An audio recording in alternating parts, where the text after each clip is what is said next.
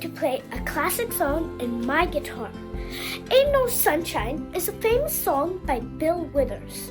He wrote it in 1981 when he was still working in a factory. The song is about missing someone very much. It's special because Bill repeats the words, "I know," 26 times in the middle. This part wasn't planned, but everyone liked it so much that they kept it. The song became very popular and even won a big music award called a Grammy. People still love the song today because it's simple but powerful, and it talks about feelings everyone can understand. Ain't no sunshine when she's gone. It's not warm when she's away.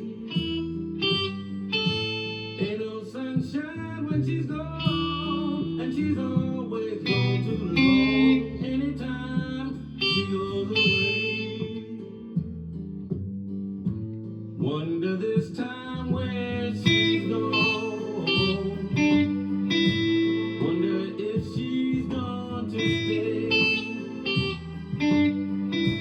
Ain't no sunshine when she's gone, and this house just ain't no home.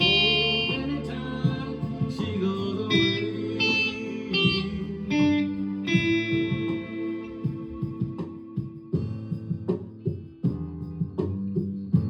Ain't no sunshine